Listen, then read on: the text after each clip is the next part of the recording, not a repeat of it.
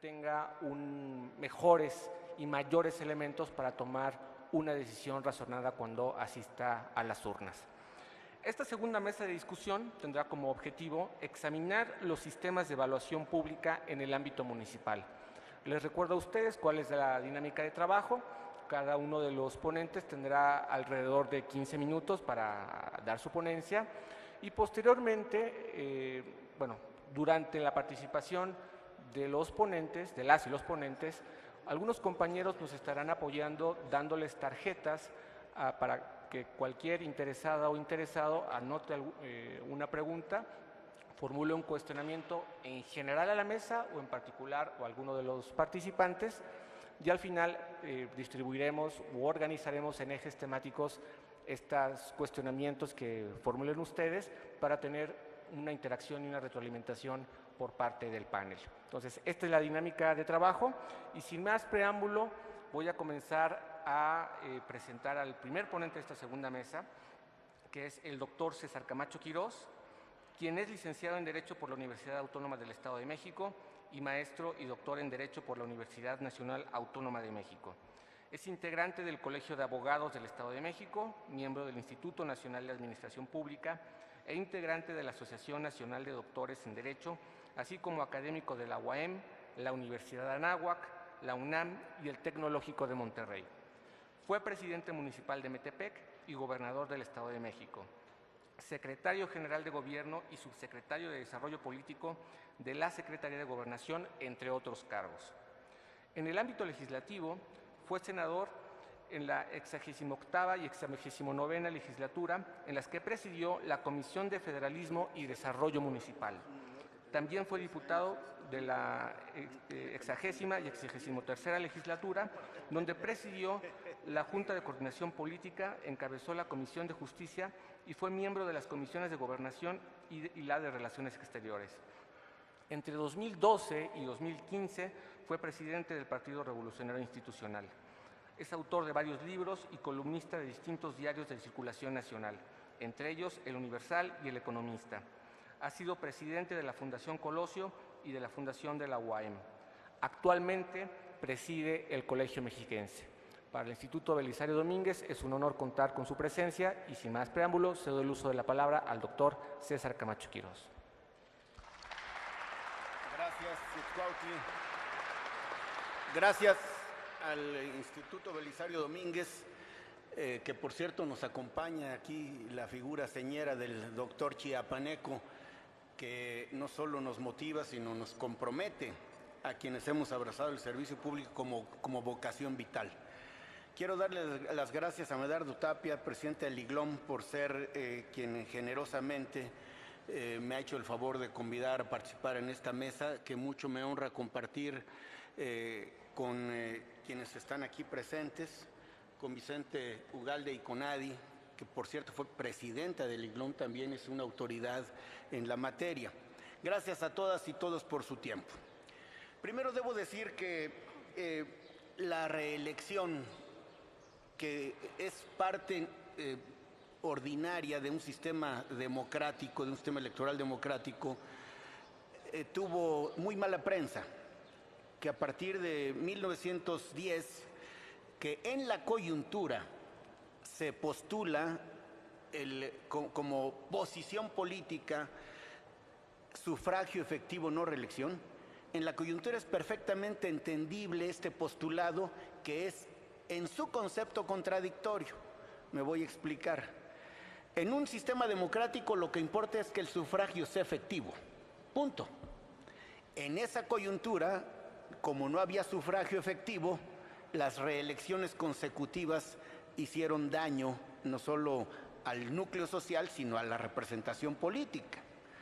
Pero cuando el sufragio es efectivo, el elector tiene la última palabra y puede o no haber reelección.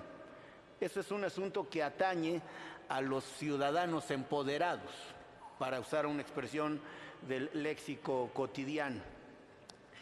Y tan esta bandera política que después devino en reivindicación social, tan se reblandeció, que en la propia Constitución del 17 se permitió la reelección continua de legisladores.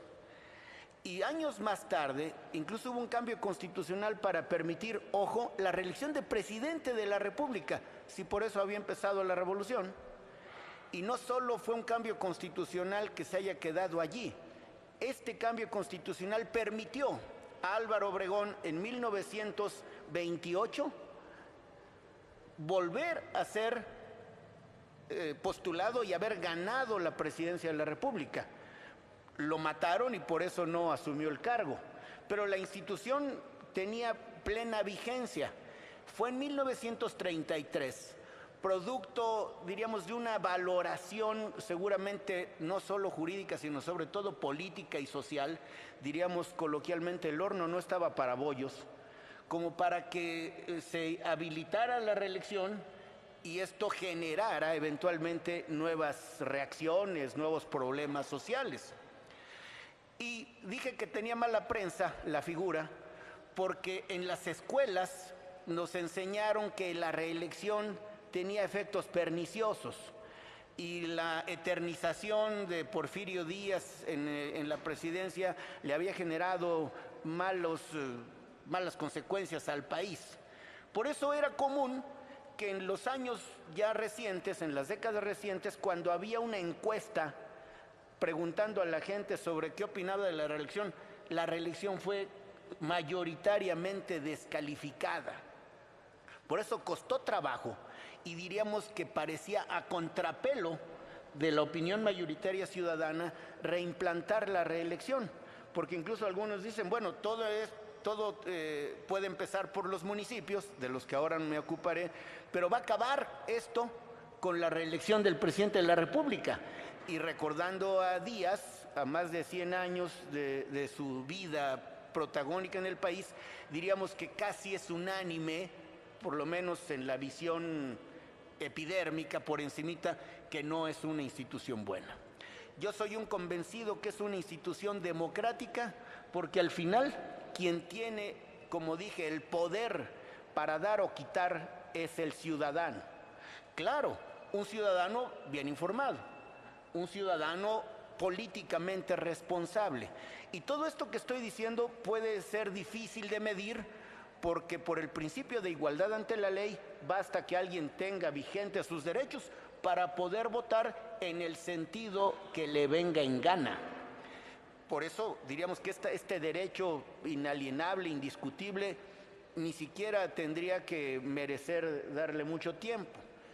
Pero ya que hoy tenemos la institución nuevamente en vigor, esto ha permitido que los ciudadanos y los políticos, con la opción de buscar la reelección, ambos tengan un derecho a la mano.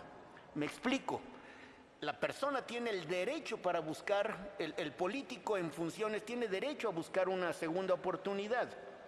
Y diríamos que el sentido común nos sugeriría, siempre y cuando lo haya hecho bien. Pero hay bemoles. Y el ciudadano tiene derecho a dar una nueva oportunidad o reprobar a la persona. Entonces, entraña el ejercicio de un derecho. Y déjenme documentarlo. En 2018, la elección grande, más cercana, 320 alcaldes, o para ser más preciso, más riguroso técnicamente hablando, presidentes y presidentes municipales, porque ahora se ha hecho moneda de cuño corriente llamarles alcaldes, y ojo, la expresión alcalde es coloquial, en ningún texto, ni en la Constitución ni en las constituciones los llama alcaldes, Lo digo porque hay quienes se ostentan, inclusive en documentos oficiales, alcalde de tal, alcaldesa de tal. Como expresión coloquial se vale, técnicamente no. Presidente, presidenta municipal. Pues de ellos, 320 en 23 estados buscaron la reelección el año pasado y 188 la lograron. Es decir, poco más de la mitad de los postulados a un nuevo periodo consiguieron esta oportunidad. Ahora, para entrar de lleno al tema que nos ocupa, esto es resultado de una evaluación sosegada, ponderada, juiciosa, justa, o es resultado del clientelismo. Yo diría que nadie está exento, o mejor dicho, la tentación clientelar priva en cualquier político en el ejercicio de sus funciones. Y es muy difícil que alguien diga abiertamente, déjenme exagerar un poco, cínicamente, que lo que quiere es usar su cargo para reelegirse, aunque in pectore, más de uno seguro es que lo está pensando. En consecuencia, ¿qué es lo que hay que hacer para que sea, diríamos, no solo legal, sino legítima la aspiración de un presidente o presidenta municipal para buscar un nuevo periodo? Es más, agrego, no solo de un presidente o presidenta, un síndico o síndica, un regidor o regidora. O sea, el presidente es como la figura central de la administración local, pero nada impide que alguien más que integra el cuerpo edilicio pueda buscar la posibilidad de una nueva oportunidad. ¿Cuál es, creo que acierto, lo que la ciudadanía enterada, con vocación democrática, con actitud legalista, está esperando o tendría como expectativa? Que el aspirante a un nuevo periodo lo haga de veras bien. Insisto, nadie puede evitar la tentación clientelar. Lo que sí podemos hacer es buscar cómo no se salga con la suya, buscar cómo no ejerza discrecionalmente o tendenciosamente o con visión partidaria o interés partidario el poder. Y esto tiene que ver con una vocación central de quienes tienen en este sitio su lugar de trabajo: legislar. Una correcta legislación, inteligente, eficaz, moderna, y luego una correcta aplicación para que no se quede en letra muerta. Ahora, no hay en esta materia ni en ninguna leyes perfectas, ¿eh? Las leyes son buenas. El reto es aplicarlas correctamente y entender cuál fue la ratio legis, es decir, la razón que tuvo el legislador para poner en vigor una medida. Y hay un primer elemento que me parece central en todo lo que voy a tratar de compartir: la transparencia y la rendición de cuentas. Un elemento eficaz para combatir actos de corrupción, desviaciones, equívocos en el ejercicio del poder es la transparencia y la rendición de cuentas, que según yo le agregan calidad a la representación democrática. Es decir, la legitimidad de un representante popular originalmente radica en su origen, es decir, que hayan votado por él la mayoría de sus conciudadanos. Esa es la llegada a la representación. Pero la democracia y la calidad de la misma no solo es cómo llegó al poder, sino cómo lo ejerce. Y a mi juicio debe ejercerlo primero con absoluto apego a la ley. Y para imprimirle, repito, calidad al ejercicio democrático, vamos haciendo que todo, o no sé si la expresión es tan rotunda que pueda ser válida, todo se transparente y se rindan cuentas. Sé que ahora sí que todo no es todo, perdón por el juego de palabras. Habrá materias, decisiones que por su naturaleza tengan que ser información reservada o que estén sujetas a que se cumpla cierto plazo.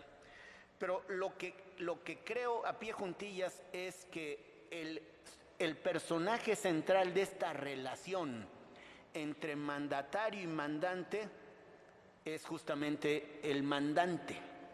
Ojo, cuando se abusa retóricamente del mandatario, algunos se sienten muy orondo porque soy el mandatario. Sí, no es que el mandatario no es el que manda. Correctamente entendido, el mandatario es el que obedece y el que manda es el ciudadano.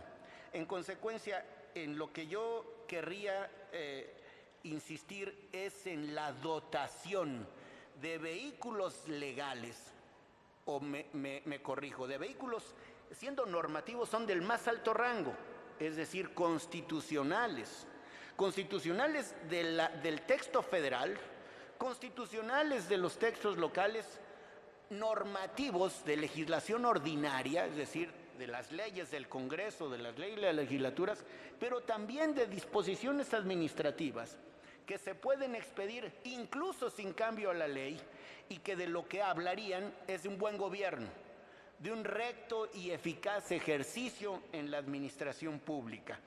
En consecuencia, para ser más puntual en lo que digo, yo dividiría, con algún propósito didáctico, en 4 apartados el tipo de medida que pongo a la consideración de la mesa y de ustedes.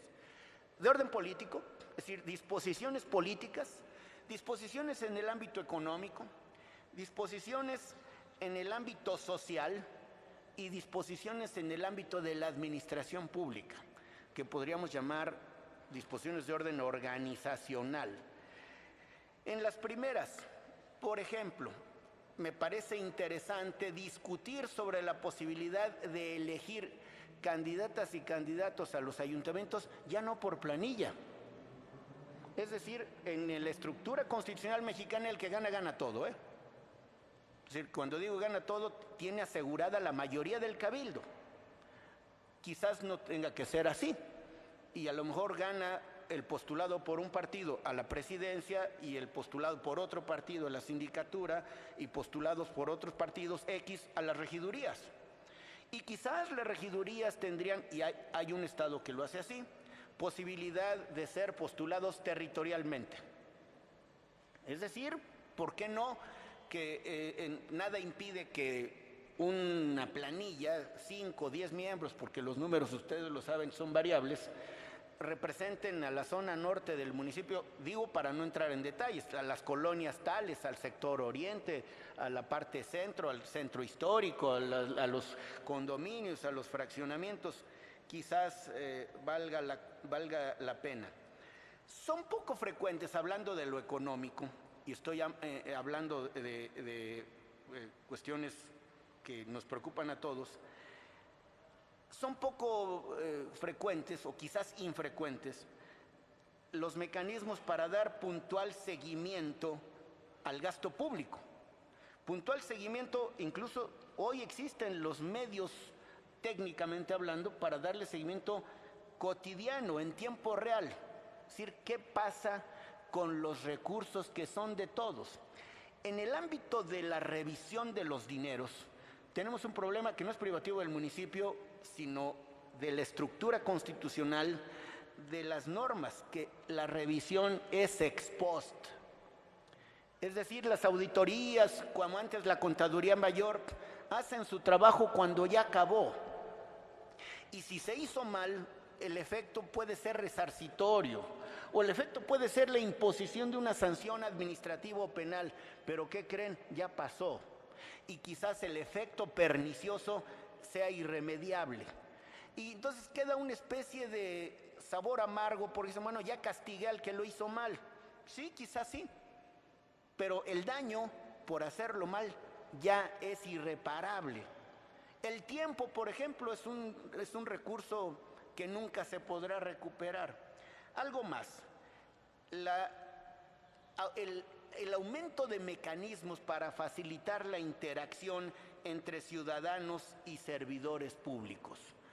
Es un problema tener acceso a veces, en la medida en que los ayuntamientos son más numerosos y son la autoridad de municipios más poblados, es un problema tener acceso a la autoridad. Hay lo que llamo coloquialmente muros de contención política que impiden a los ciudadanos ejercer a plenitud su poder. Y esto tiene que ver con los presupuestos participativos y tiene que ver con el empoderamiento de los que, por lo menos en mi estado, se han llamado comités ciudadanos de control y vigilancia, los consejos de participación ciudadana. En cada estado, y esto es bueno, cambia la denominación, la integración y los alcances, pero yo diría, para generalizar, que es importante no solo abusar discursivamente de la participación ciudadana, sino obligar en la ley, insisto, cuando digo ley, déjenme referirme genéricamente a la Constitución o a las leyes, estrictamente hablando, pero creo que esto traería consigo una mejor manera de evaluar el desempeño de una autoridad. Creo que el acceso a la información y los mecanismos de transparencia y rendición de cuentas no son suficientemente ágiles.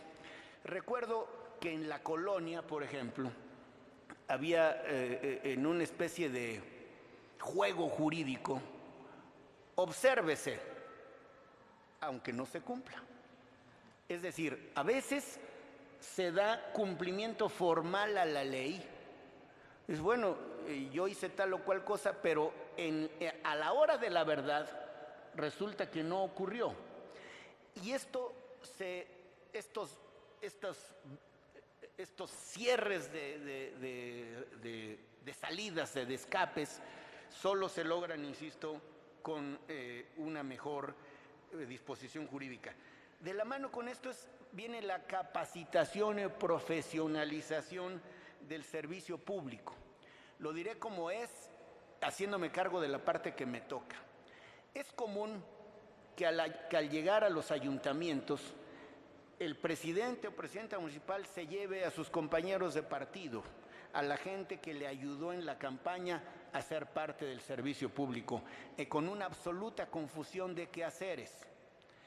En el servicio público municipal debe haber gente que conozca fundamentalmente de servicios públicos, que son la tarea primordial a cargo de ellos, en lugar de repartir, perdón si suena muy duro, como un botín. La administración municipal, con el grave riesgo de la falta de idoneidad de los perfiles en relación con la tarea que a cada uno corresponde desempeñar. Dos o tres cosas para terminar.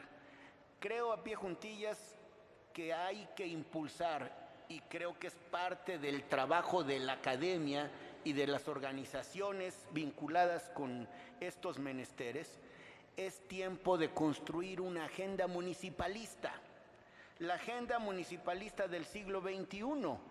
Qué paradójico, el 22 de abril que pasó, cumplimos 500 años de haberse creado el primer municipio en lo que hoy es México, y algunos dicen que no, yo me atrevo a decir que de la tierra continental. De la tierra continental creo que estamos en nuestro derecho. Bueno, a 500 años del municipio, déjenme exagerar un poco, mexicano, el ámbito de gobierno que sigue siendo el olvidado es el municipio. Es una paradoja contra la que tenemos que ir. Y lo digo haciéndome cargo de mi afirmación, en el Plan Nacional de Desarrollo, recientemente puesto a la consideración de los mexicanos, no hay una sola línea referida a los municipios. No afirmo que no haya una posición o que no haya una decisión política personal, puede haberla, pero el Plan Nacional de Desarrollo, según la Constitución, es, diríamos, la hoja de ruta.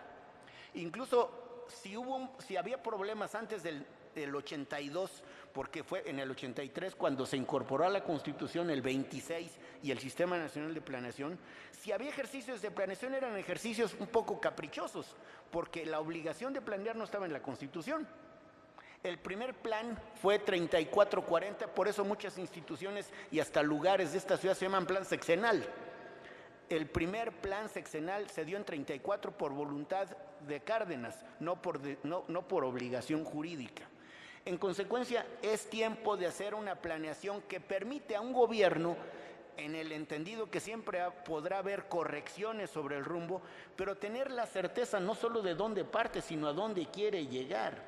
Por lo tanto, me parece vital que haya una agenda municipalista que propugne, sé que el tiempo ya me comió, que propugne por que se impulsen sin visiones partidarias, sino con visiones de Estado, de mediano y de largo plazo, instituciones jurídicas, instituciones políticas, instituciones en donde la participación ciudadana sea moneda de cuño corriente, para que fortalezcan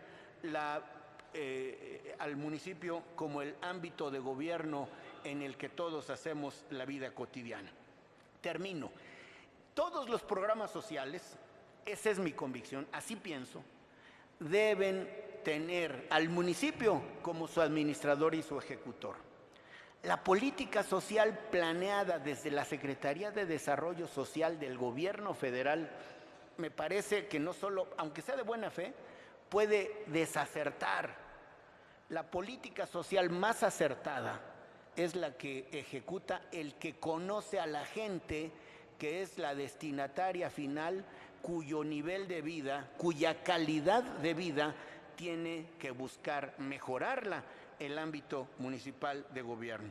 Con una convicción también: no hay ciudadanos federales, estatales y municipales. Son mexicanas y mexicanos con el ansia de vivir mejor.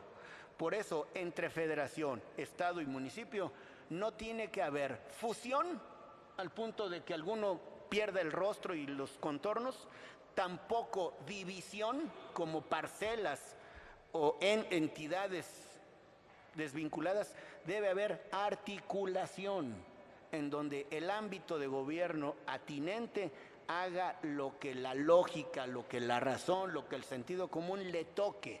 Me parecería absurdo suponer que las tareas de seguridad nacional puedan ser asumidas por el ámbito local. Son naturalmente facultades federales o asuntos que tienen que ver con,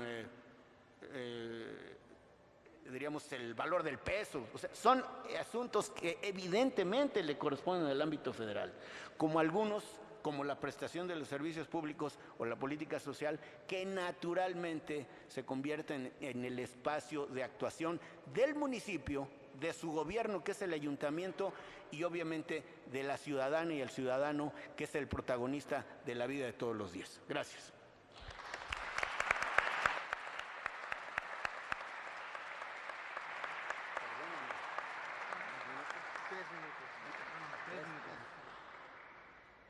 Muchas gracias al doctor César Camacho Quirós. Como ustedes pudieron escuchar, hay un hilo conductor desde la primera mesa a esta segunda, y es como gran parte un código predominante de la narrativa del sistema político postrevolucionario fue tener una percepción negativa sobre la reelección.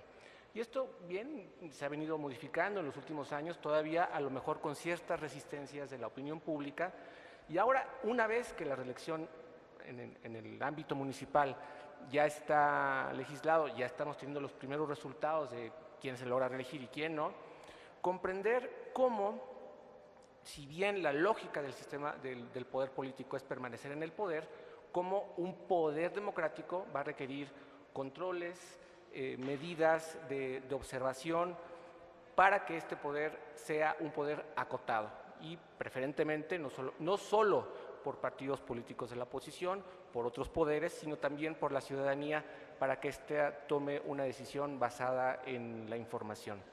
Y comentaba también en su intervención el doctor Camacho Quirós, cómo ya hay algunas medidas que están implementadas, ¿no? O sea, en el ámbito político, en el ámbito económico, pero todavía hay un trecho importante para hacerlas más eficaces y más efectivas, e incluso innovar institucionalmente para que estos mecanismos de evaluación y de monitoreo sean todavía mucho más robustos. Vamos entonces a la segunda intervención de esta mesa, que correrá a cargo de la doctora Adi Carrera Hernández. La doctora Carrera es doctora en Política Pública con estudios de maestría en Gestión Económica Pública, ambos por la Universidad de Birmingham en Reino Unido. Se ha desempeñado como jefa del Departamento de Estudios de Administración Estatal y Municipal del INAP e investigadora asociada y por proyecto en la División de Administración Pública del CIDE. Fue asesora del director fundador de INAFED, coordinadora del doctorado en Ciencias Sociales de la Universidad Autónoma del Estado de México e investigadora del Colegio Mexiquense. Ha participado en diversas ocasiones como conferencista o ponente en más de 16 países de América, Europa y Asia. Ha sido consultora del Instituto Holandés de Vivienda y Desarrollo Urbano, Banco Mundial, PNUD, OCDE, Unión Europea y CLAD. Sus áreas de investigación y consultoría son finanzas municipales, federalismo y descentralización, capacidades institucionales de gobiernos subnacionales, planeación del desarrollo estatal y municipal, gestión municipal y desarrollo, instituciones y desarrollo y evaluación de política pública. Cuenta con más de 80 publicaciones en libros, capítulos de libros, artículos y reportes técnicos. Es presidenta del Consejo Académico de Asesoramiento de la Red de Universidades de la Unión Iberoamericana de Municipalistas, Red UNI-UIM, y actualmente se desempeña como profesora investigadora visitante del Centro de Investigaciones Económicas, Administrativas y Sociales, CIECAS, del Instituto Politécnico Nacional. Para nosotros es un placer contar con su presencia en esta segunda mesa y cedo el uso de la palabra a la doctora Carrera Hernández. Muchas gracias, buenas tardes a todos. Agradecemos su presencia el día de hoy. Especial atención merece la invitación que me hizo el Instituto Belisario Domínguez para participar en esta importante mesa, que además es atípica. O sea, esta es la semana de la evaluación, pero la idea de que sea evaluación el GEL local es una idea un poco más nueva de la semana que promueve normalmente el CLEAR, que está basado en el CIDE. Entonces va a haber varias actividades a lo largo de esta semana y bueno, yo participo en varias de ellas, pero esta es la única que yo he visto que toca el tema de la reelección municipal, que me parece fundamental porque pues nosotros nos estamos estrenando. Entonces, bueno, empiezo por dos cosas, dos consideraciones que vienen de la teoría, ¿ok? Después vamos a ver cómo funcionan en la práctica, tropical, como la nuestra, por supuesto. Y después, bueno, ya nos enfocaremos en el caso específico de los municipios mexicanos. Tenemos dos posibilidades de gobiernos para un sistema político a nivel de gobiernos locales, ¿no? O hay reelección o no hay reelección. ¿Qué pasa cuando hay restricciones para la reelección? Bueno, tenemos dos supuestos teóricos. El primero es que si no hay reelección, esto ayuda a la rendición de cuentas. ¿Por qué? Porque evita que esos cacicazgos locales, estos grupos que están enquistados en los ámbitos municipales, pues se eternicen en el poder, ¿no? Es decir, que le da oxígeno, por así decirlo, al ejercicio del gobierno en el ámbito municipal. Esto traería como consecuencia, insisto, estamos hablando de teoría, que los intereses de la población van a ser adecuadamente representados, ¿no? Es decir, no hay un grupo, una élite que quiera hacerse uso indebido del poder, sino que realmente están representando los intereses, ya teniendo las demandas del electorado. Pero esta situación de restricciones en la reelección también tiene efectos negativos. Y eso se divide en dos. Entonces, ¿qué pasa si no hay reelección? Bueno, es el caso mexicano, ¿no? Que tenemos tuvimos durante un siglo. Si no hay oportunidad de reelección, las autoridades no tienen la posibilidad de aprender a gobernar, en el sentido de que lo típico que los que estamos de alguna forma involucrados en el ámbito municipal conocemos, ¿no? El primer año llegas y medio te enteras de qué va la gestión, el segundo haces algo y el tercero ya nada más estás preocupado por entregar, ¿no? Y es una curva de aprendizaje costosa para todos que se reinventa cada 3 años, ¿no? ¿Esto que nos trae como consecuencia? Bueno, pues lo que vemos en todos lados, en el caso de nuestro país, en general hay gobiernos municipales que pues no tienen políticas de largo aliento, todo es de corto plazo, ¿no? Todo es por aparecer en el periódico, ya sabemos el típico presidente municipal que nada más quiere andar inaugurando calles pavimentadas, pero no le mete al drenaje porque pues eso no se ve, en fin, ¿no? Y entonces tenemos políticas públicas pues que no atienden realmente las necesidades de la población. Después tenemos la siguiente situación, si cambian la diapositiva, por favor. ¿Qué pasa si sí se puede, si hay reelección, ¿no? Entonces, pues también tenemos, como en todos los chistes, pues tenemos una cosa buena y otra mala. Entonces, la buena, pues, de nuevo podemos pensar que hay rendición de cuentas ahora por diferentes motivos. ¿Por qué? Porque la ciudadanía puede premiar o castigar a aquellos gobernantes que lo han hecho bien o mal, ¿no? Ese es un supuesto. Que ha acompañado mucho esta propuesta de reelección aquí en el caso mexicano. Sin embargo, esto requiere de ciertas condiciones que ya lo comentaba Alejandra Ríos en el panel que me precedió. Necesitamos de lo que los economistas llaman información perfecta. ¿Eso qué significa?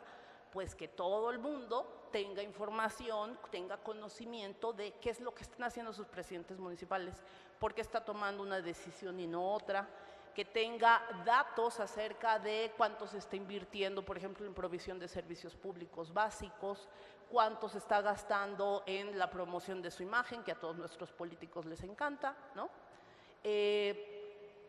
Si no se tiene esa información, si no hay instancias de generación de esta información, pues es difícil que este supuesto del el votante informado que va a premiar o castigar a un gobernante se cumpla. Más aún si consideramos nuestra realidad latinoamericana, bueno, de país menos desarrollado, en el que el nivel de capacidad de análisis, la educación, no, la educación que tenemos en general es mala, es muy mala, ¿no? La gente, eso dicen los últimos análisis, incluso nuestros estudiantes, leen y no entienden, ¿no? Entonces es muy difícil realmente que el ciudadano pueda tomar una decisión informada acerca de si el alcalde le conviene o no. Claro, tener reelección también deriva o puede derivar en una monopolización del poder, ¿no? Tenemos estas élites que a nivel local, los típicos cacicazgos, se enquistan, ¿no? Y ahí permanecen, y bueno, también lo hemos visto, ¿no? Los típicos chapulines que ahora con la alternancia electoral han cambiado de un partido político a otro. Y bueno, ahí vemos claramente que la gente cree que nada más porque cambiaron de color y de nombre ya van a actuar diferente, ¿no? Eso nos habla muy claramente de la poca capacidad que tiene en general el electorado para tomar un voto informado, ¿no? Ahora, eso puede ser una esperanza de que ahora sí le exijan cuentas, ¿no? Pues yo soy creyente, milagros más grandes se han visto, ¿no? Pero tenemos que hacer otras cosas para garantizar o para procurar que realmente eso ocurra. ¿Qué pasa en este segundo escenario donde no hay rendición de cuentas, donde las mismas élites se siguen reeligiendo? Pasó el papá, pasó el hijo, y ahora sigue el nieto, la sobrina, etcétera, etcétera. Pues lo obvio que las políticas públicas pues no atienden las necesidades de la sociedad. El doctor Camacho comentaba al inicio de su participación, ¿no? Bueno, ¿por qué tiene muy mala reputación la reelección? Pues bueno, es nuestra memoria institucional, ¿no? Que ya sabemos que pues, los grupos, las élites, ¿no? Se reproducen, bla, bla, bla. En aquel tiempo, hace un siglo, literalmente, bueno, aquello era porque había una dictadura, ¿no? Y la no reelección era un postulado fundamental de los grupos revolucionarios. Al día de hoy, y por eso se quería la democracia, ¿no? Para tener un gobierno que, que pudiera responder, ¿no? De otra forma, que no fuera dirigido por una sola persona. Al día de hoy, la democracia tiene otro sentido. La democracia no es un valor per se. La democracia sirve solo y exclusivamente si genera desarrollo en su más amplio sentido. Es decir, no importa que mucha gente, que haya pluralidad, que haya 20 partidos políticos, y que la gente tenga diferentes opciones de votación, si al final el gobierno que elige no le garantiza calidad en la educación, no le garantiza una atención adecuada en los hospitales, no le garantiza crecimiento económico, no le garantiza distribución de la riqueza que tiene el país, ¿no? Ese es el propósito principal de la democracia al día de hoy. La democracia está vacía si no tiene un contenido que se refleje en la calidad y el nivel de vida de la ciudadanía. Y eso es algo que la ciudadanía tiene que aprender a premiar o a castigar, ¿no? Ese es uno de nuestros grandes retos en términos de nuestra cultura política. Ahora, esto no va a ocurrir de la noche a la mañana. Nos está costando, bueno, ya lo vimos, ¿no? Mucho tiempo. ¿Qué ha pasado en términos de la reelección? No me voy a referir a otros países de lo que llamamos el primer mundo, sino que me voy a referir a 3 casos en Latinoamérica, ¿no? El primero es en Brasil, un estudio que tiene ya como 9 años, muy famoso, de Ferraz y Finan, encontró que los municipios que tenían estímulos para reelegirse tenían más transparencia en el ejercicio de sus recursos públicos, que es solamente un aspecto de la rendición de cuentas, ¿no? Pero es un aspecto obviamente importante. Sin embargo, Brasil hace un año estaba discutiendo, la verdad es que ya no le he dado seguimiento, la posibilidad de terminar con la reelección, porque en los últimos años ya no les estaba dando buenos resultados en términos de transparencia. Luego, ¿qué ocurre en Argentina? Bueno, el único dato que tengo de Argentina es un estudio de municipios pequeños, ¿no? Municipios que ellos le llaman de segundo nivel, no son municipios muy grandes, y lo que mostraba un estudio con muchos datos de muchos años es que en realidad la reelección, pues sin estas instituciones que estén vigilando, sin la sociedad que esté demandando, pues no ayudan ni siquiera a la oxigenación del poder. O sea, vemos que son los mismos grupos que nada más están cambiando de lugar. Por último, un estudio para un caso de muchos años también en Bolivia. En Bolivia hay una cosa que se llama el voto constructivo. ¿En qué consiste? Básicamente la revocación del mandato. Es decir, que la gente se supone que pudiera votar y decir que ya no quiere que su presidente municipal siga ahí porque no lo hace bien. Bueno, lo que nos arroja ese estudio es que ese mecanismo que se supone que debe premiar, castigar, procurar transparencia, pues no sirve de nada porque los partidos políticos nada más lo utilizan pues para sus intereses. Entonces, en realidad, no es que estén premiando o castigando al alcalde, sino que se ponen de acuerdo entre todos y pues lo sacan porque así les conviene a ellos, ¿no? Entonces, digamos que nuestras democracias tropicales, como yo les llamo, pues esto de la reelección y la revocación del mandato, la verdad es que no se nos ha dado bien, ¿no? Claro, por supuesto, probablemente estoy llegando a sugiere, como decimos nosotros en los estudios que publicamos, la evidencia sugiere que esto no está funcionando, pero eso no significa que la reelección sea mala por sí, ¿no? Lo que pasa es que necesitamos otras cosas, ¿no? Pasamos a la siguiente, por favor. ¿Qué hace la diferencia? Pues lo que comentaba también el doctor Camacho, pues es la rendición de cuentas. Y la rendición de cuentas, de ahí el vínculo con el tema que nos ocupa esta semana de la evaluación, pues tiene que ver con la evaluación. ¿Cómo vamos a saber si un gobierno municipal lo está haciendo bien o mal si no evaluamos? A ojo de buen cubero, como lo hemos hecho hasta el día de hoy, no, pues no, este proyecto aquí no funciona, yo creo que allá sí, ¿no? Eso no nos sirve. ¿Por qué? Bueno, porque cada vez tenemos más información y en teoría la información nos debería servir para tomar mejores decisiones, que ese es el propósito de los que trabajamos y estudiamos con el enfoque de política pública. Va más allá de que si me conviene a mí políticamente o no, que por supuesto hay intereses políticos en todas las tomas de decisiones, pero necesitamos datos para saber si lo que nos está diciendo nuestro gobernante está bien o está mal, ¿no? O sea, entonces se despertó, tuvo una ocurrencia y entonces decidió hacer otras cosas. Entonces necesitamos rendición de cuentas que está vinculada a la evaluación para que estas instituciones como la reelección o la revocación del mandato puedan funcionar. Lo cierto es que en los países que consideramos, ¿no?, de acuerdo con los indicadores internacionales que son más democráticos, pues tienen menores niveles de corrupción, ¿no? Es una relación directamente proporcional. Esa es la buena. La mala es que no es una relación causa-efecto, es decir, ay, somos democracia y ahora ya somos bien transparentes y somos bien, no hay corrupción y bueno, aquí vivimos en el paraíso, ¿no? Eso no funciona así. Son necesarias, entre otras cosas, esos países que llegaron a estos niveles de democracia y de transparencia, traían, incluso antes de llegar a regímenes democráticos, traían una burocracia profesional. Tenían un servicio civil de carrera de los primeros que se crearon en el mundo. Tenían además instituciones eficaces que castigaban el abuso del poder. Cuando llega la democracia, pues todo esto se convierte en un círculo virtuoso y funciona muy bien.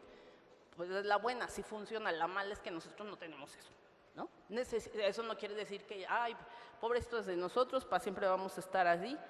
Pues no, depende de qué es lo que queramos hacer como sociedad. Les traigo algunos datos de una encuesta que se levantó en 2014 en la zona metropolitana de Guadalajara. Se entrevistaron a poco más de 1,500 personas, que era un poco, se buscó, ¿no?, que fuera representativo, 52% fueron mujeres, el resto hombres, la edad promedio era de 35 años, el 52% dijo estar trabajando y el 60% dijo tener un nivel educativo de por lo menos bachillerato, ¿no? Es decir que digamos que no estamos hablando con gente que más o menos enterada, ¿no? ¿Qué fue los resultados que obtuvimos? Preguntamos acerca de la reelección. Ojo, esto es 2014, antes de que se aprobara la reforma. O sea, ¿qué percepción y qué ideas tenía la ciudadanía antes de la aprobación de la reforma? 54%, es decir, le podemos decir que la mitad dijo que no querían la reelección, la rechazaban completamente. Solamente 9% estuvo de acuerdo con la reelección. Es decir, si hacemos la comparación, pues es abismal, ¿no? Podemos decir que pues, la mayor parte de la gente no quería la reelección. ¿Qué variables se asociaron al rechazo de la reelección? La percepción de la corrupción, es decir, no, pues es que ese gobierno es bien corrupto, o sea, lo que ve la gente, que parece una cosa, pues lógica, ¿no? Si yo veo que se compran casas y bla, bla, bla, pues como el presidente municipal entró con una mano delante, otra atrás, y ahora trae una Lincoln y se compró una casa en Miami, etcétera, etcétera, pues, ¿qué podemos pensar? ¿No? O sea, no es que seamos malintencionados. También notamos que la gente, entre más edad tenía, más estaba predispuesta hacia la reelección. Esto tiene que ver con esta historia que comentaba el doctor Camacho, ¿no?, que tenemos una tradición de rechazo, etcétera, etcétera, ¿no? Y en un poco de menor medida, pero también una variable importante fue el nivel educativo. A menor nivel educativo, menos apoyo por la reelección.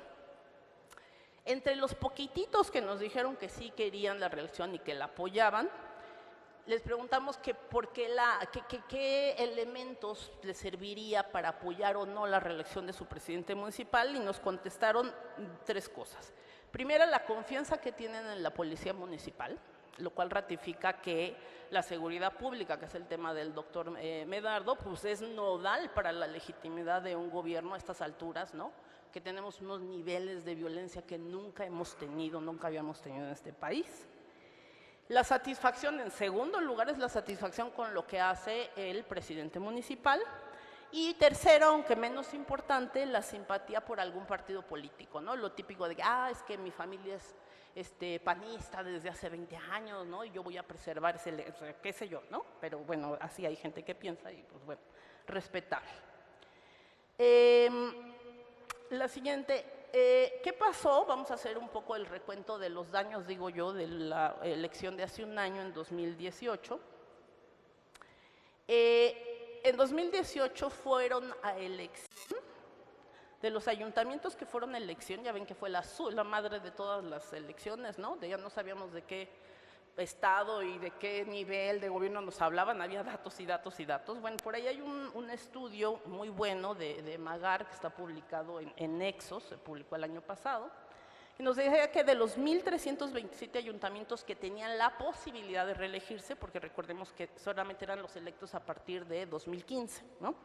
De esos 1,327 en 23 estados, se reeligieron 276 ayuntamientos. Esto quiere decir que solamente el 20% de los que se podían reelegir se reeligieron, ¿ok? Esto nos hace una cuenta, pues baja, digamos, porque solamente fue 1 de cada 5, ¿no? Aquí también tenemos que moderar, tener en consideración otras cosas, que por la forma en la que los partidos políticos diseñaron la posibilidad de reelección, pues dejaron atados a muchos presidentes municipales para no poder buscarla. O sea, no dependían de lo que la gente dijera, sino lo de que su partido político dijera, ¿no? El caso de Tlajomulco en la zona metropolitana de Guadalajara fue icónico, ¿no? El señor Uribe, si mal no recuerdo que se apellidaba, él nada más decía, yo quiero seguir siendo alcalde, y como su partido no lo dejó, se fue de coordinador de campaña de Morena, ¿no? Así nos va. Entonces, bueno, haciendo un análisis de estos números, este estudio nos muestra claramente que a pesar de que pocos se pudieron reelegir, todos los partidos políticos, todos, izquierda, derecha, centro, arriba, abajo, tuvieron una ganancia política. Los partidos más golpeados en la elección pasada, como el PRI o el PAN, lograron conservar bastiones municipalistas, ¿no? Los partidos en ascendencia como Morena ganaron espacios también. Entonces digamos que la repartición en general el resultado fue bueno para la mayor parte de los partidos políticos. Y eso significa, señores, básicamente que aunque por ahí hay voces que dicen que debemos eliminar esto de la reelección, lo cierto es que si a los partidos políticos les conviene, tenemos reelección para rato. Entonces necesitamos ocuparnos de que ella nos sirva realmente para algo. ¿Qué podemos hacer para que funcione? Por último, necesitamos más información pública, que era algo de lo que también hablaba Alejandra, particularmente en términos de adquisiciones y obra pública, que es donde se concentra, ¿no? De acuerdo con los estudios que tenemos, la mayor parte de la corrupción que ocurre en el gobierno, ¿no? La gente necesita saber los concursos, las licitaciones tienen que estar abiertos al público. Los sistemas más avanzados del mundo anticorrupción, no hay información reservada, no hay reservación dentro de, o sea, no hay información que se va a presentar dentro de 8 años, 20, no, todo es público, así de simple y sencillo. Necesitamos, esto no nada más lo tiene que hacer por parte del gobierno, esto no va a ocurrir si la gente, la sociedad civil, que nos gusta llamarla así, participa y demanda y exige. Ahora, lo cierto es que si nosotros vemos a la sociedad civil, la verdad es que la sociedad civil en general ni quiere participar, ni quiere trabajar y además tiene pocas capacidades para eso.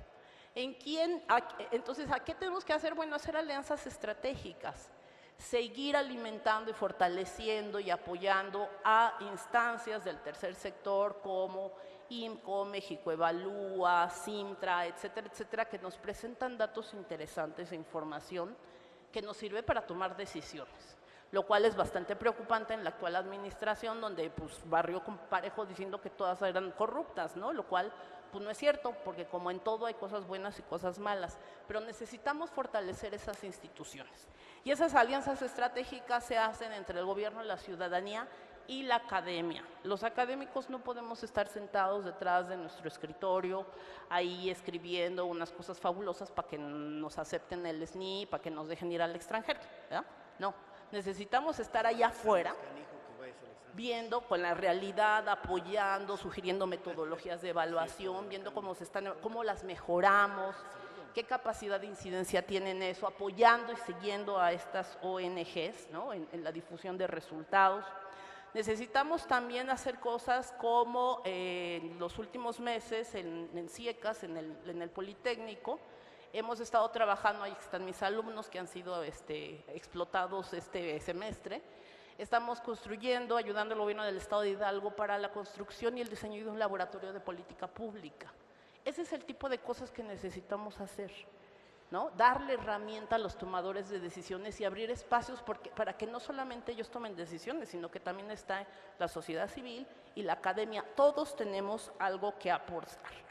Y una cosa que me parece también muy importante, porque esa es la tendencia mundial y aunque vamos muy atrasados y como decía el senador, si nos vamos al Plan Nacional de Desarrollo, pues la verdad es que está para llorar. Pero el gobierno digital es una herramienta ideal para hacer muchas cosas. De acuerdo con el último estudio mundial, 67% de la población de México es usuaria de Internet.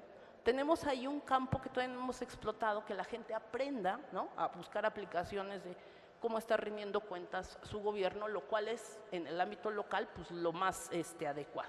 Y por último, y con esto termino, pues es la profesionalización del servicio público que ya comentaba el doctor Camacho.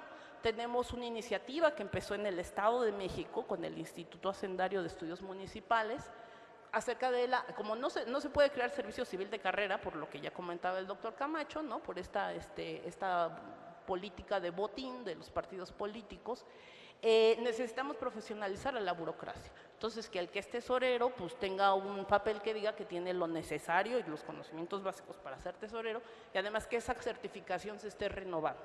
La tenemos ya desde hace muchos años en el Estado de México, acabamos de publicar una evaluación acerca de qué resultados hemos tenido. Ya la retomó Hidalgo, Chiapas, San Luis Potosí, hay otros estados que se van.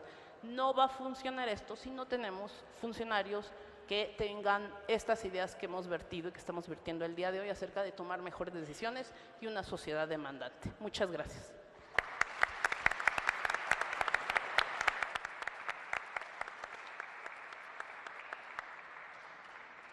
Muchas gracias a, ay, bueno, muchas gracias a la doctora Adi Carrera de esta intervención. Creo que podemos destacar otro eje y otro, que conectamos con la mesa anterior, y es este eje de la información. O sea, considerar la información desde una perspectiva de derechos de acceso. O sea, no consiste únicamente en crear una página de internet y subir ahí documentos escaneados, sino pensar en que las autoridades competentes están obligadas a generar y a recopilar toda la información que pueda ser de interés ciudadano y que en principio uno esperaría que constituya la evidencia para tomar decisiones basadas en evidencia, ¿no? O sea, de la acción pública. Entonces, que se generen, se recopilen, se pongan en formatos amigables, ¿no?, para toda la ciudadanía, en diferentes escalas, ¿no?, a escala de todo el municipio, de colonias, en formatos para que los investigadores y la ciudadanía pueda retrabajarlos y utilizarlos para sus propias investigaciones y hacer una observación y un monitoreo y una evaluación sobre esta acción pública. Entonces, necesitamos también insisto, percibir a la información desde una perspectiva de derechos de acceso. Vamos a la tercera y última participación de esta segunda mesa, que correrá a cargo del doctor Vicente Ugalde, quien es profesor investigador del Colegio de México y miembro del Sistema Nacional de Investigadores Nivel 2. Es licenciado en Derecho, maestro en Estudios Urbanos y doctor en Derecho por la Universidad de París II. Su trabajo se centra en el estudio de la gobernanza metropolitana, las políticas ambientales, la juridización del medio ambiente en los conflictos socioambientales, temas sobre los que tratan sus publicaciones. Imparte los cursos de Gobierno y Políticas Locales, Análisis de Políticas Públicas y Ecología Política. Ha sido profesor invitado en la Universidad de Montreal, el Instituto de Estudios Políticos de París y la Universidad de Tours. Ha publicado más de 40 artículos y capítulos de libro y es autor de Los residuos peligrosos en México, el estudio de la política pública a través del derecho. Antes de ceder el uso de la palabra, les recuerdo que mi compañero Felipe ha estado pasando con ustedes, dándoles algunas tarjetas para que puedan plasmar sus preguntas, sus cuestionamientos, de manera que podamos tener una interacción con ustedes al final de esta tercera intervención. Después de recordar la dinámica, cedo el uso de la palabra al doctor Vicente Ugalde.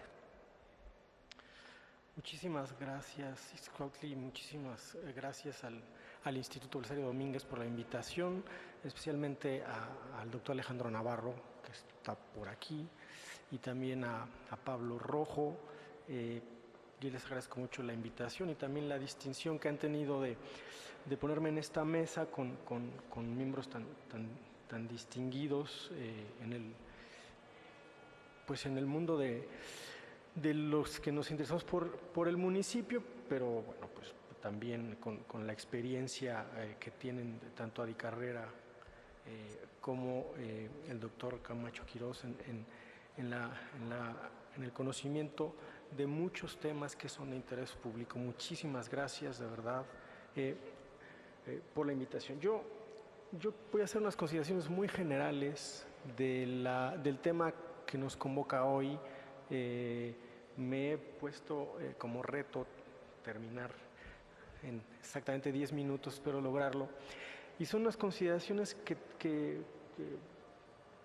tienen que ver con estos dos temas que nos convocan, y al final, pues yo no sé si es una recomendación, pero nada más invitarlos a hacer una consideración para pensar en este binomio de la reelección en los municipios y la evaluación.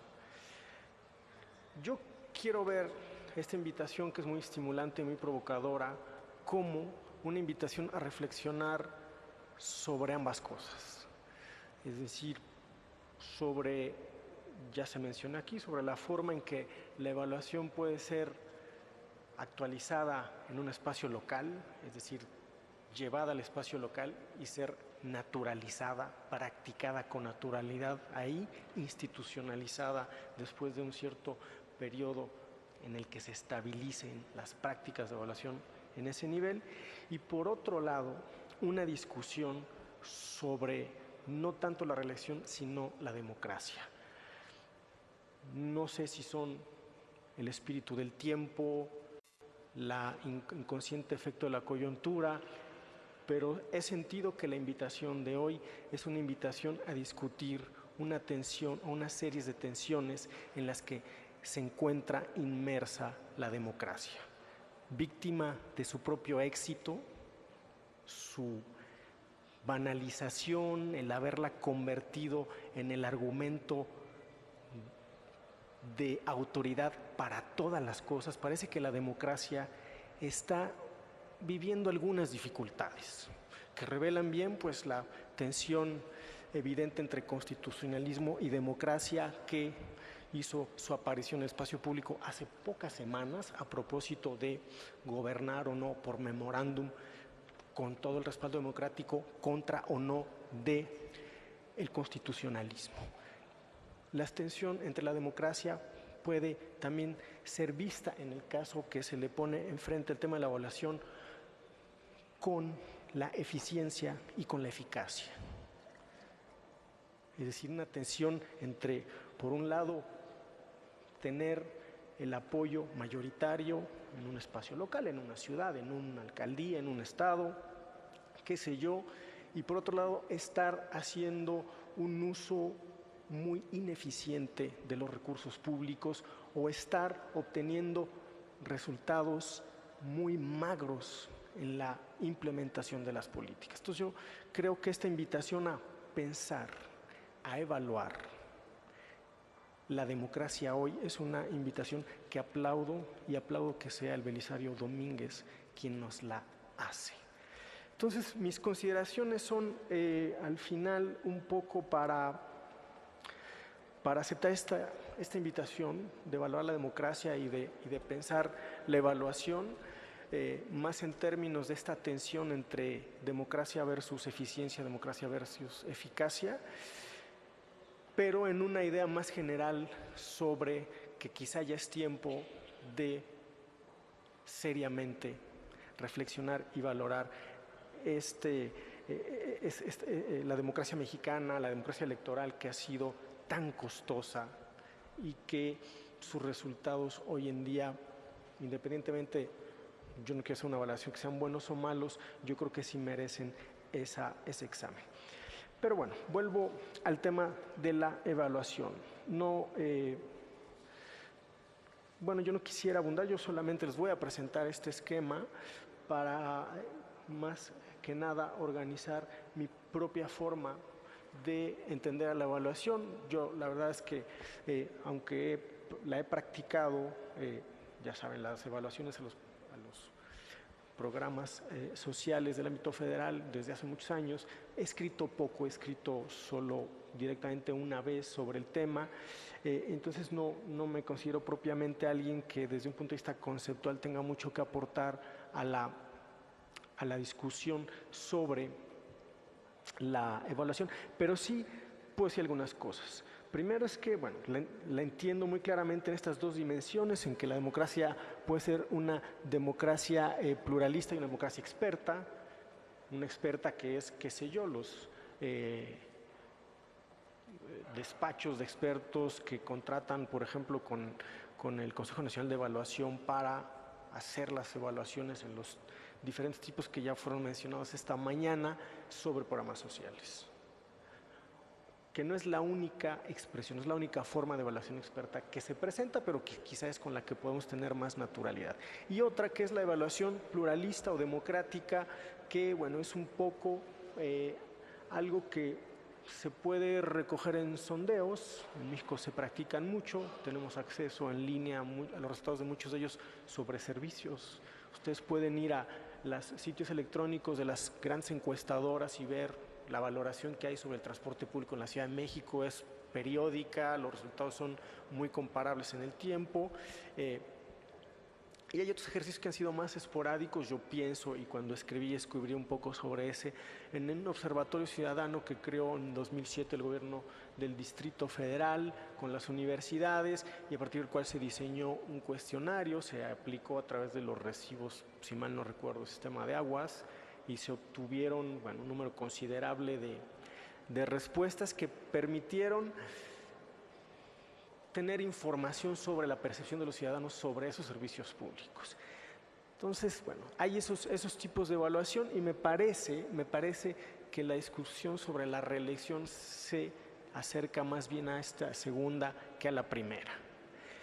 Esto, desde luego, voy a obviar muchas cosas, ya fueron dichas toda la mañana, pero esto tiene varios problemas.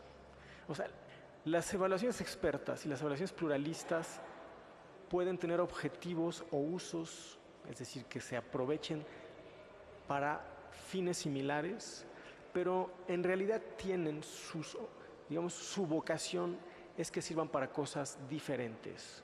La primera, pues, es muy conocido, es el eslogan de Coneval, lo que no se puede medir no se puede mejorar, pues se encierra muy bien. La primera idea es conocer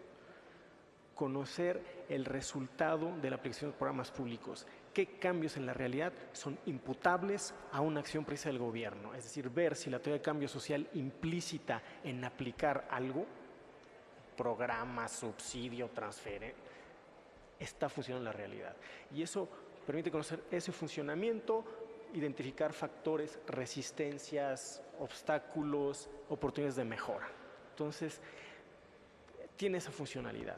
Y luego, la pluralista o democrática, pues, primero, y casi ningún académico lo va a negar, pues primero es una función de legitimación. Pero después tiene otras, eso no hace imposible que sirva para identificar problemas, mejorar, es decir, cuando la valoración es muy negativa sobre un servicio, una evaluación pluralista permite, pues también cambiar eso que puede modificar la percepción, porque finalmente es lo que interesa, es la percepción. Entonces, bueno, ¿qué sucede con la reelección? Que de pronto la hemos visto, o en mucho la hemos visto como esto, como una expresión de una evaluación más bien pluralista.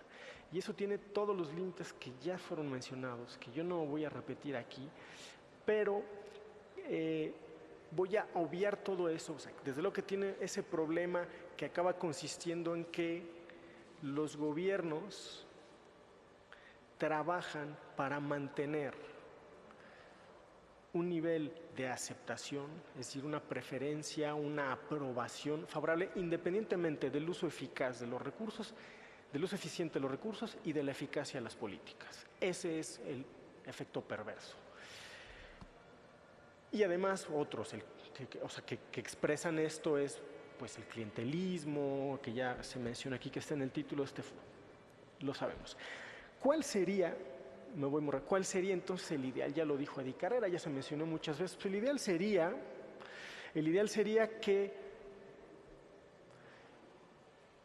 en las elecciones un superciudadano, o sea, todos fueran un superciudadano con información suficiente para, y que fuera simétrica, o sea, que todos tuvieran más o menos la misma, la capacidad de discernimiento sobre esa información y que además hasta tuvieran, sería lo ideal, como un velo de ignorancia, que no saber el color político de un partido y solamente sobre sus capacidades previas en cuanto a resultados y suficiente recursos, sus habilidades y capacidades y los valores que orientan las acciones pudieran elegir.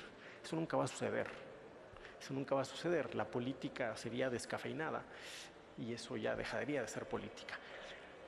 Pero el paso para avanzar hacia eso que ya mencionó con detalle Adi Carrera, pues pasa por informar y por poner la información a disposición de. Yo tengo 5 láminas que no me voy a tener en ellas, pero para terminar, ya me pasé un minuto, voy a pasar sobre ellas, porque lo que quiero decir es que esa información existe, se produce y está disponible. La información la genera INEGI, mucha de ella me van a decir, pues sí, bueno, la censal, la intercensal también está, la encuesta intercensal y el censo están por municipio, la encuesta nacional de municipios está por municipio, pero muchas otras encuestas que tienen que ver con ingreso o gasto, con económicas, en fin, hay muchas encuestas, no dan datos precisamente estadísticamente relevantes por municipio. Sin embargo, mucha información muy útil, está, qué bueno, así pasa, está desagregada y permite tener información en todos estos temas sobre los municipios.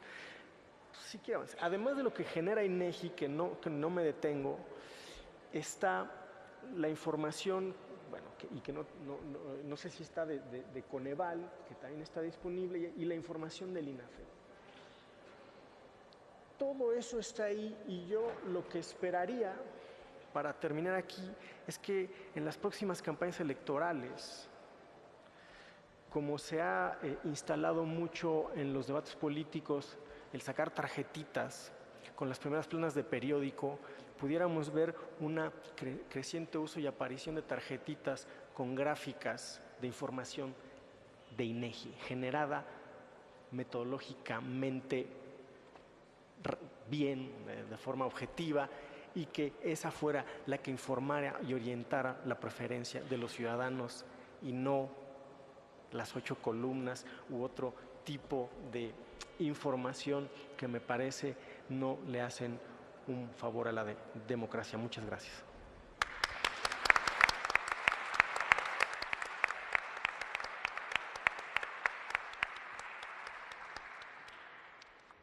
Muchas gracias al doctor Vicente Ugalde. Ya me hicieron llegar las preguntas del público. Tenemos un público muy participativo, lo cual creo que es muy alentador para los panelistas y para el espíritu propio del evento. No va a dar tiempo por razones obvias y por las agendas que tienen los panelistas de poder dar respuesta puntualmente a cada una de ellas, pero vamos a agruparlas en ejes. Y hay creo que 3 ejes centrales, uno que tiene que ver primero con aspectos de evaluación, uno con reelección, muy en el sentido del título del foro, y después hubo preguntas personalizadas para cada uno de los ponentes. Entonces, esas obviamente las leeré porque pues, son muy particulares. Y lo que les pediría es que tengamos una segunda ronda donde puedan dar respuesta a lo que ustedes consideren que pueden abordar de estos 3 ejes en unos 5 minutos cada quien, o el tiempo que consideren necesario, y con esto concluiríamos la mesa. En el primer eje de evaluación, no todo el público puso su nombre, diré quiénes sí lo hicieron. En el primer eje hay se recupera una pregunta de Daniel Limón y otras 3 preguntas anónimas. Y ahí la pregunta, como el eje clave es, ok, ya nos dijeron que hay que evaluar, pero profundicen por favor sobre qué criterios podemos incorporar para que esta evaluación realmente sea efectiva. O sea, se necesitan más sanciones, necesitamos, por ejemplo, dentro de esta, como otra herramienta posible de la evaluación, ver si el personal que ocupa los cargos municipales está capacitado. ¿Qué podemos hacer en términos de la evaluación municipal para que no se convierta esto únicamente en trampolín político o en parte de una carrera política? Este sería el primer eje. Un segundo eje sobre la cuestión de la reelección. Uno primero a nivel municipal. Saber, ¿podemos utilizar el sistema de planeación municipal? Me imagino que se refiere al plan de desarrollo municipal como un instrumento que el ciudadano puede utilizar para tener información, para ver si reelige o no reelige. 3 años como un periodo de la presidencia municipal realmente es un factor estructural para que no pueda tener un suficiente margen de maniobra para acciones y políticas públicas un poco más contundentes o más estructurales. Y dentro de este eje preguntan su opinión sobre la reelección a nivel de la presidencia, del gobierno federal.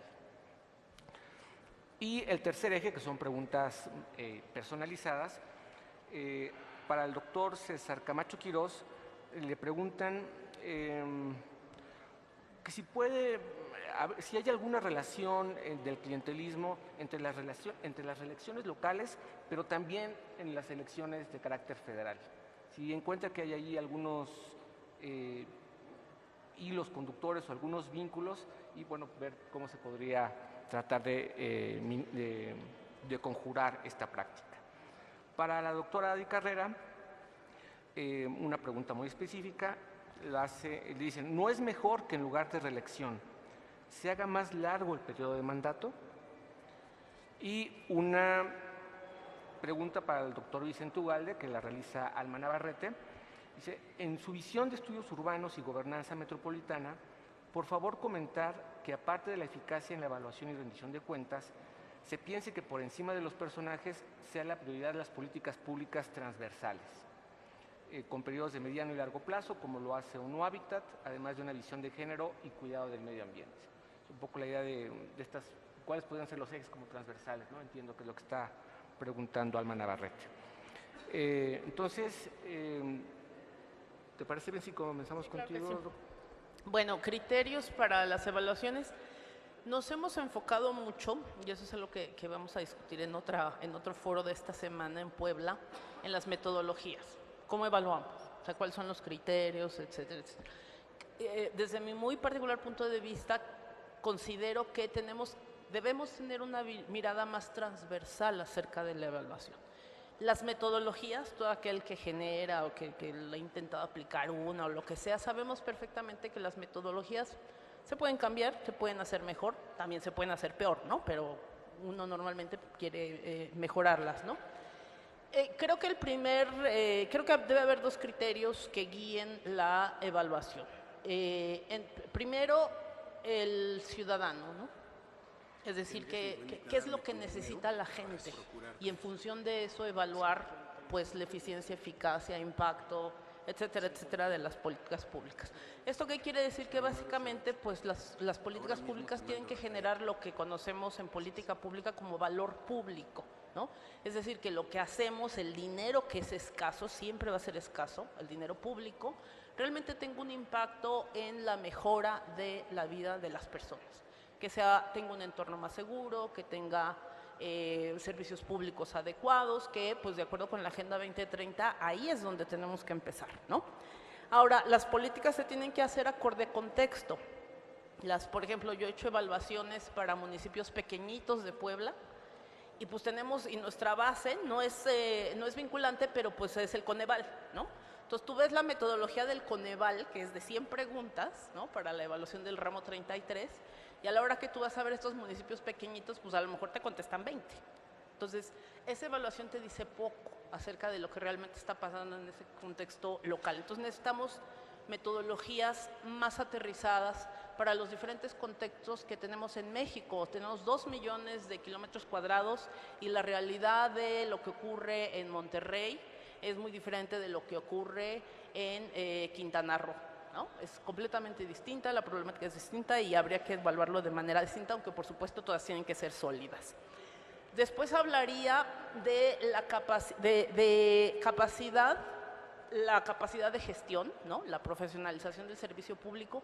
Si no profesionalizamos a nuestra burocracia, en el mejor sentido de la palabra, siempre vamos a tener malos resultados en las evaluaciones. O sea, nos vamos a acercar a evaluar para saber, ya sabemos qué vamos a encontrar. Necesitamos profesionalizarla y necesitamos sistemas de monitoreo, idealmente observatorios, de la construcción de capacidades institucionales y de la evaluación de la gestión municipal. Es decir, estamos construyendo capacidades y ¿qué ocurre con la construcción de esas capacidades? ¿Estamos teniendo resultados o no?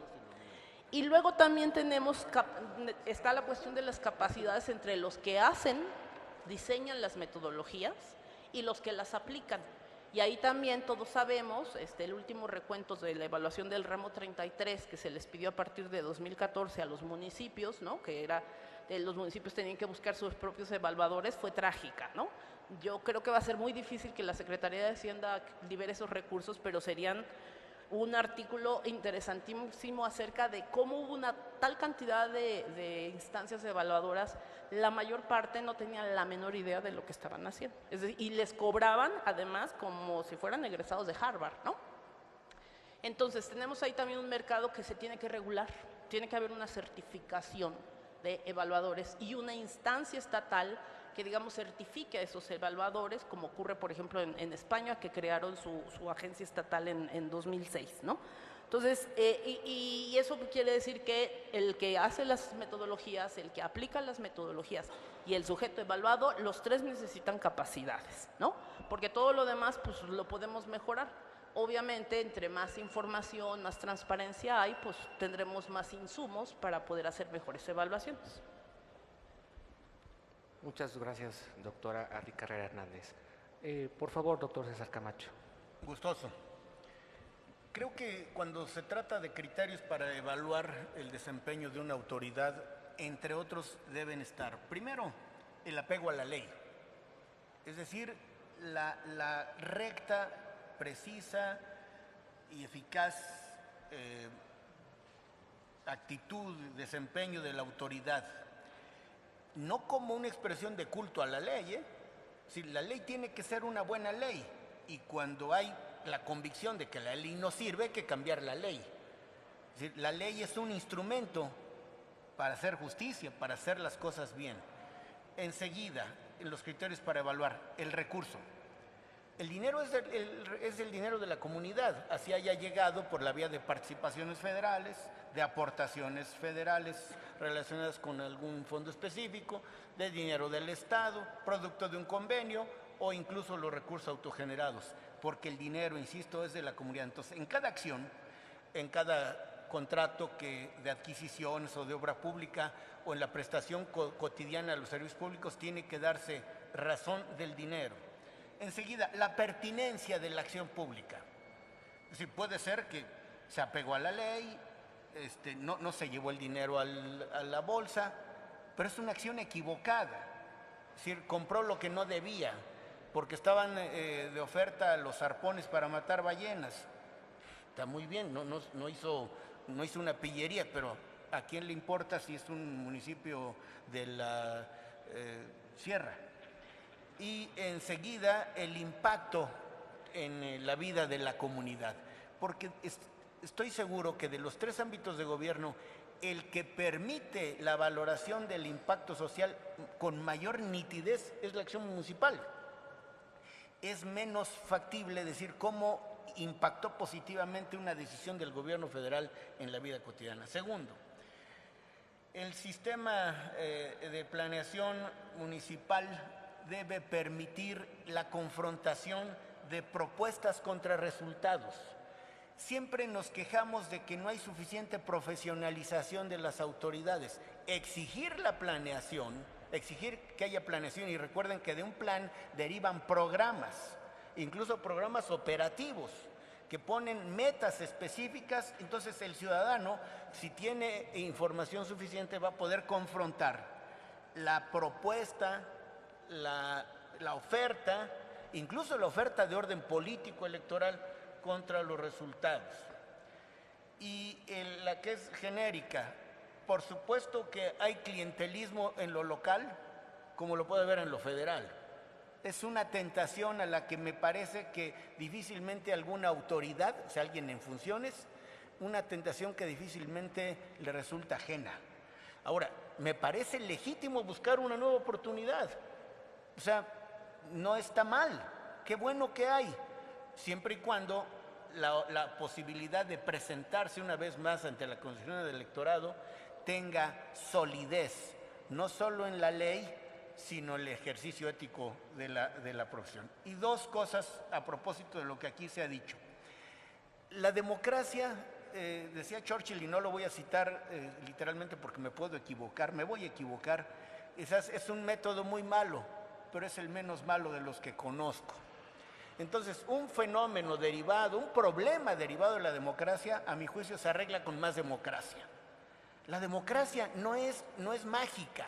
Incluso en encuestas de los últimos años ha resultado que hay una cierta decepción en América Latina, especialmente por la democracia. Entonces, aquí hay una equivocación en la expectativa. La democracia de suyo no resuelve los problemas. Lo que lo resuelve es el ejercicio democrático del poder. Y otra vez recalo, es más, hay democracia con reelección y hay democracia sin reelección. Nada más que, a mi juicio, se amplía el espectro ciudadano si hay reelección. Los problemas de que si se eterniza un cacique, el cacique se va a eternizar con reelección y sin reelección, ¿eh?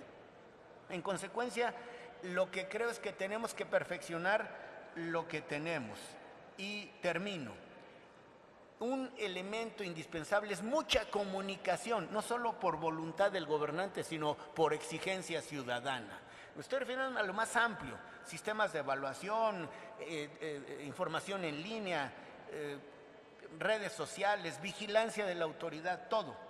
Porque la transparencia y la rendición de cuentas es la condición o el preludio de tener buena información, o sea, información de calidad. Y la información de calidad es el preludio de un voto razonado.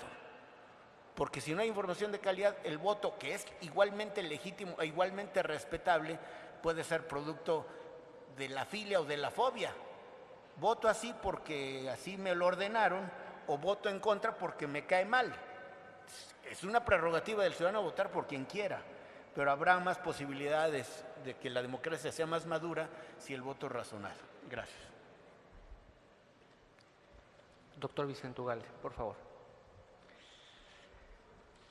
Muchas gracias.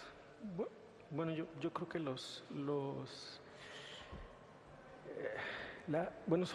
sobre las políticas y algunos ejes transversales como son la equidad de género, las consideraciones ambientales,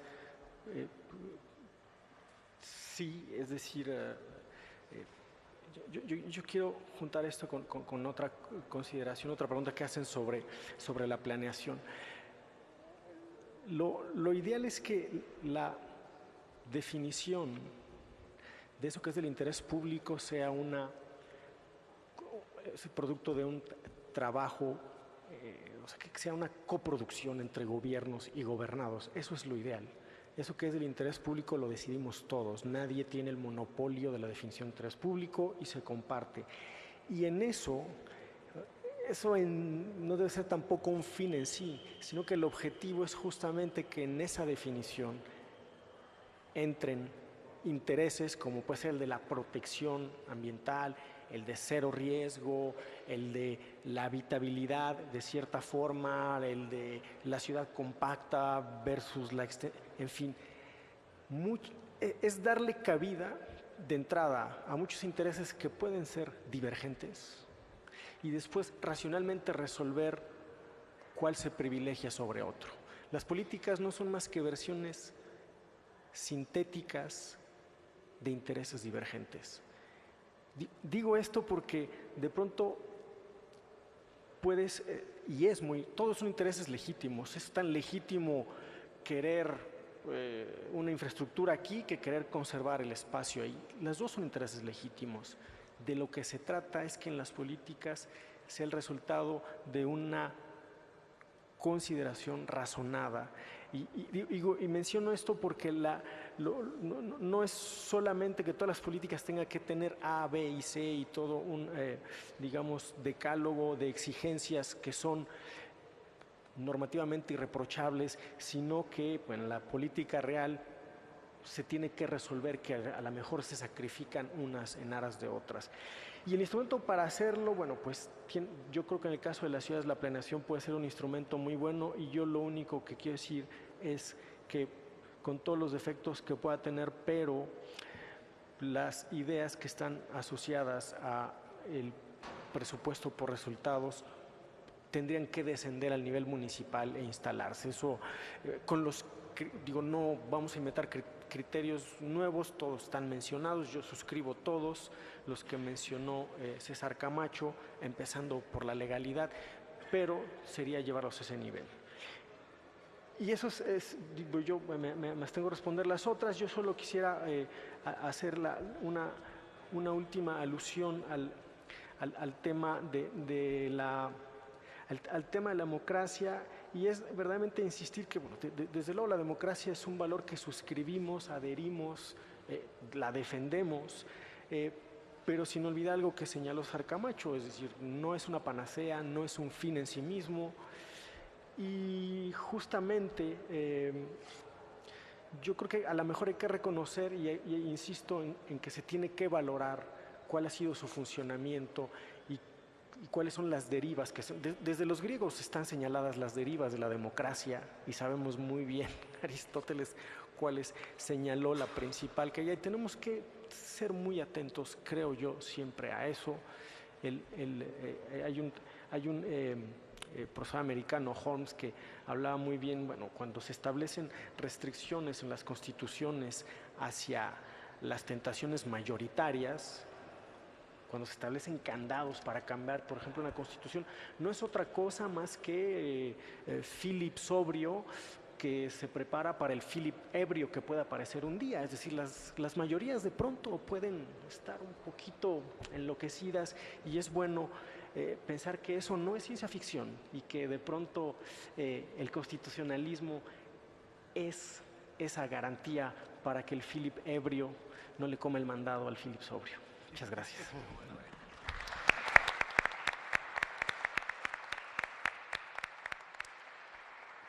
El Instituto Belisario Domínguez, al igual que las otras organizaciones organizadoras del evento, como el CIDE, IGLOM, NN Consultores, agradece profundamente a la doctora Adi Carrera Hernández, al doctor César Camacho Quirós, al doctor Vicente Ugalde, su tiempo, su experiencia y todo su conocimiento puesto al debate público de un ámbito fundamental como es el municipal y que necesitamos seguir impulsando para que sea un eje central en todos los instrumentos de planeación, evaluación y monitoreo. Igualmente, muchas gracias a todos ustedes que nos acompañaron presencialmente en la casona de Jicotencal y a la gente que nos siguió por el canal del Congreso. Que tengan ustedes una excelente tarde. Muchas gracias. Voy a procurar con tu autorización.